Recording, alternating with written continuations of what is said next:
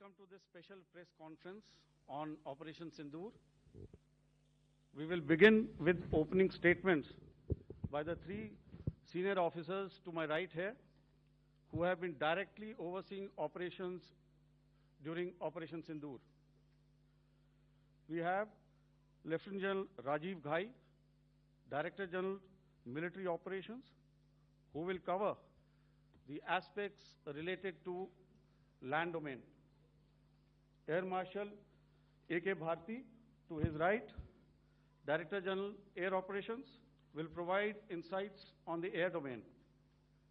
And to my right is Vice Admiral AN Pramod, Director General Naval Operations, who will cover aspects on maritime domain. Following their briefings, we will move on to the question answer session. I now request the DGMO to commence the opening brief. Thank you, Sandeep. A very good evening to all of you, ladies and gentlemen. You are all by now familiar with the brutality and the dastardly manner in which 26 innocent lives were prematurely terminated at Pahalgam on the 22nd of April. When you combine those horrific scenes and the pain of the families that the nation witnessed with numerous other recent terrorist strikes on our armed forces and defenseless civilians, we knew that the time had arrived to make yet another compelling statement of our resolve as a nation. Operation Sindoor was conceptualized with a clear military aim to punish the perpetrators and planners of terror and to destroy their terror infrastructure. What I do not state here, of course, is the often stated determination of India and its intolerance to terror. It set into motion a very diligent and microscopic scarring of the terror landscape across the borders and the identification of terror camps and training sites.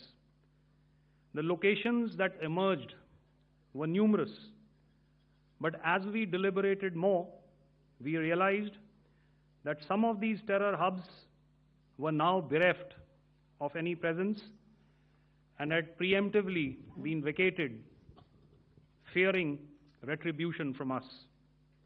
There was also a term of reference and our own binding, self-imposed restriction to target only terrorists and thus prevent collateral damage. There were 9 camps that you are now all familiar with, which were confirmed by our various intelligence agencies to be inhabited. Some of these were in POJK, while there were others that were located in the Punjab province in Pakistan. Nefarious places such as Muridke, the hub center of the Lashkar-e-Taiba, has over the years bred infamous characters such as Ajmal Kasab and the likes of David Headley. What followed was a careful scrutiny of each of these sinister locations, their layout, configuration, even the type of construction in each structure, and the terrain obtained around these. This was with an obvious intent to deduce and identify the exact vector that was required for their neutralization, as also the eyes in the sky that we would send up to ensure that we brought back evidence that we had indeed targeted what we set out to.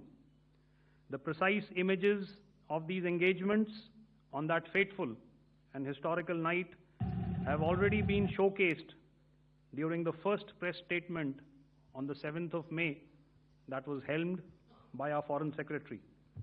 I have no doubt in my mind that we achieved total surprise, and those strikes across those 9 terror hubs left more than 100 terrorists killed, including high-value targets such as Yusuf Azhar, Abdul Malik Rauf, and Mudassir Ahmed that were involved in the hijack of IC-814 and the Pulwama blast.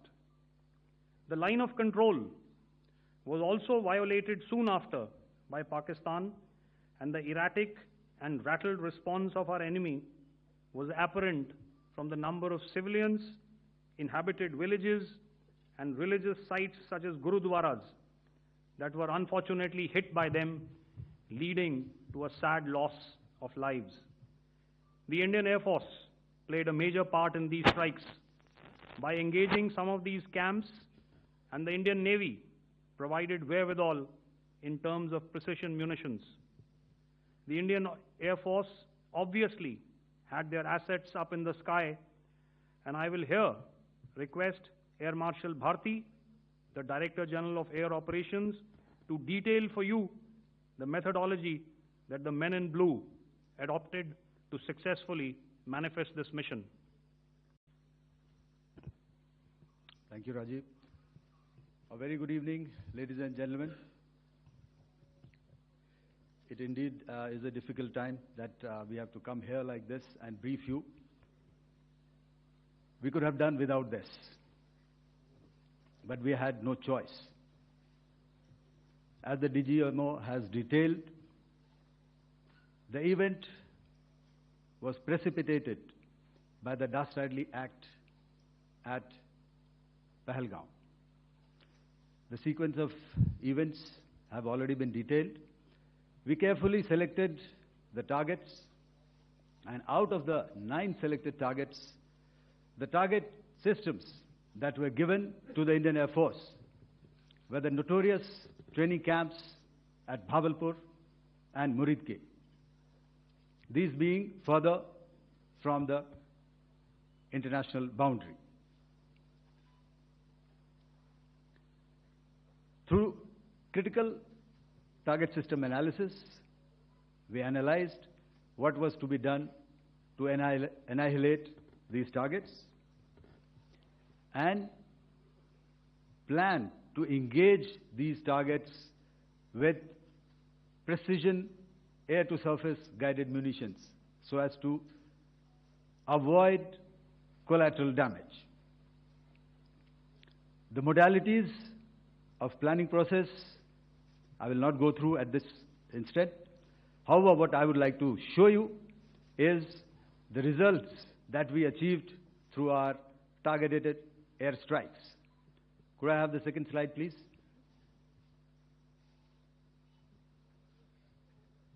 Yeah, change, please.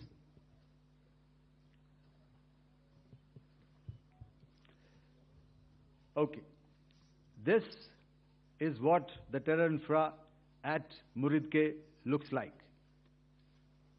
If you see, north is as indicated, and to the right is east, where the international boundary lies.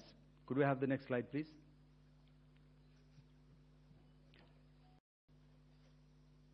Orientating. Just go back to one slide. Okay. Please have a look at this red building, the series of buildings out here,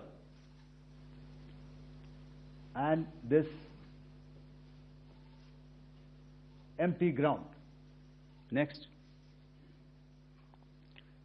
If you relate, the empty ground is here, and you see this is the first weapon that is impacting. This is the impact point number 1 on Muridke training camp with our precision guided weapons on early morning 7th. Next, please. Keep your eyes glued for the second weapon coming in and the second impact on the selected target point. Next slide, please.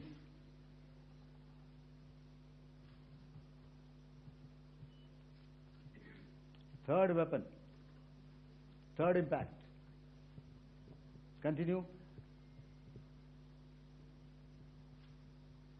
And fourth weapon, fourth impact. So through these targeted and precision targeting, we addressed the target at Muridke, which was the turning infrastructure. Can you hear me? All right. Okay, I'll come closer to the mic. Now we go to the next target, which is the Bhavalpur training camp. Next slide, please. Okay, just wait. So the effect, if you see, the impact point, if I can point out, this is the impact point. The ammunition has gone through the roof and it has created a blast inside, the photographs of which you would have, all of you would have seen. And the red building, after that, there was this double-story building. It has been completely decimated by precision targeting. Next, please. The target system, which was in the north, a series of buildings. I'll show you how it looked. Next. Completely destroyed by our precision targeting. Next. Now coming to Bhavalpur, this is the target complex that we are dealing with, a fairly large target complex. So we had to carefully choose the points that we needed to address, which were high value and which would meet our stated objectives of eliminating the terrorists. I would like to draw your attention to this red canopy, and in relation to that, I would cover the targets. One target system is a series of buildings here, other one here, and other one out here. Next slide, please. This is how it looked before, and this is how the building looked after the impact of the weapon. And orientation in relation to this red canopy, you can see here. Next, please. Before, next, and after. The roofs have completely collapsed. Next. This is the target system. Next. Precision targeting, and we have achieved our objectives here. Next. All right. So that was what we did on the 7th. Our objective was to address these two terrorist camps, and that we did with precision. And thereafter, we maintained a robust air defense posture, because remember, our objective was to target the terrorists and terrorist infrastructure, not any other infrastructure, not the Pakistani military, not the Pakistani any other infrastructure. So that is what we have maintained on the 7th of May. However, what we saw in the evening of 7th of May, we were saturated with a raid of Pakistani unmanned aerial vehicles and small drones.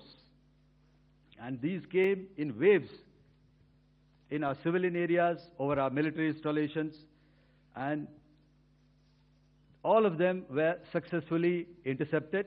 Few of them did manage to land. However, there was not much damage that they did. And we have our robust counter-US hard kill and soft kill systems which did the job.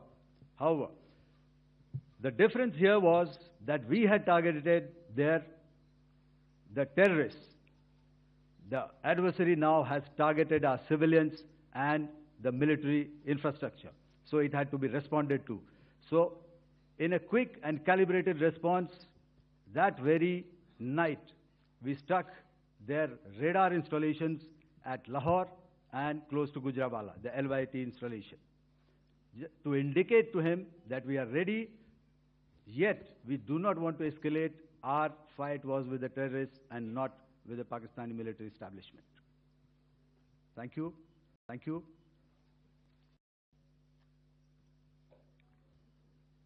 Thank you, Air Marshal Bharti.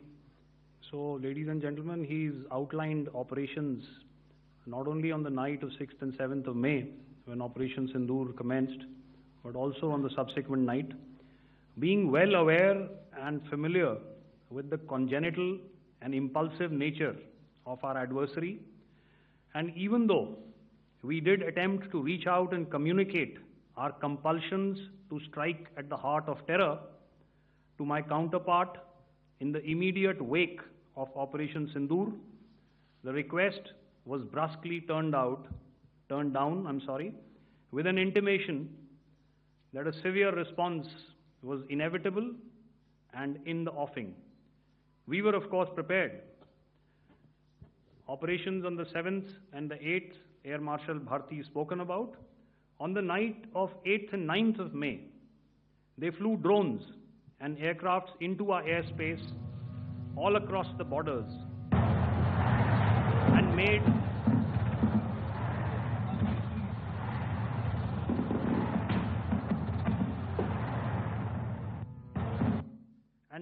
largely unsuccessful attempts to target numerous military infrastructure.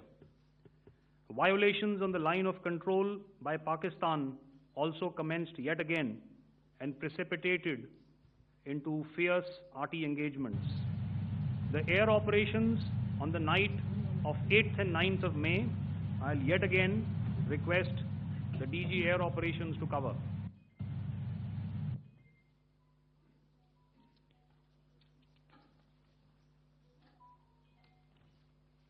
So I just covered what happened on the night of 7th and 8th. What we found that on the night of 8th and 9th, starting as early as 22:30 hours, our cities had a mass raid of drones, unmanned aerial vehicles, UCAVs, starting right from Srinagar, going down right up to Nalia. It was a mass raid in waves, and it was relentless. However, we were prepared, and our air defense preparedness ensured that there is no damage on ground or to any of the intended targets that the enemy might have planned for. The difference between 7th night and 8th night was that on 7th night, he sent in his Jihad class of UAVs, however, these UAVs can go some distance, they are armed. However, on the 8th, less numbers of armed UCAVs were there or UAVs were there, and more numbers of quadcopters, maybe for surveillance or just for harassment of civilians. This continued till midnight. Our air defense preparedness ensured that there was no damage on the ground, either to the military installations or to the civilians. However, the enemy had yet again shown that he wanted to up the ante and he wanted a fight, and we were up to the task. In a measured and calibrated response, we once again targeted his military installations, which included his SAM sites at Malirkant. This also included his surveillance radar sites at Lahore and close to Gujranwala. These were suitably addressed, and thereafter his drone attacks continued even till morning, which we countered, and during the daytime there was some respite. Here I would like to bring out another aspect. What we found was that while the drone attacks were being launched from somewhere close to Lahore, enemy had allowed his civilian aircraft to also continue to fly out of Lahore. Not only his own aircraft, but international passenger aircraft, which is quite insensitive, and we had to exercise extreme caution, even at the cost of some tactical disadvantage, to ensure that there is no damage to any of the civilian aircraft. And this was also brought out in our press briefing during the day. So I will now hand over to my colleague to cover the events of 9th onwards.